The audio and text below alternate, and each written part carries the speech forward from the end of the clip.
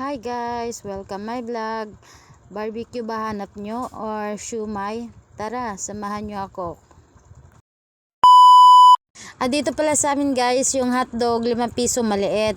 Yung malaki naman 10. Yung isa ng baboy 3.20. Tapos yung soreso naman 8 yata yan guys. Basta ang shumai naman tag 20. Kaya kung gusto nyo ng merienda guys, punta na kayo dito sa amin banda. Ang pangalan ng nagtitinda guys si Carol Avisha po. Ayan, sobrang sarap yung siomai niya guys. Pwede pang ulam, grabe. Kung barbecue lang din hanap nyo guys, dito na din kayo kasi masarap. Kompleto yung barbecue niya guys. Kaso yan na lang ang natira, kaya yan lang ang na videohan ko guys. Pero ayan, ang best favorite ko talaga sa tinda niya guys ay yung siomai talaga guys. Tsaka yung sausawan niya sobrang sarap.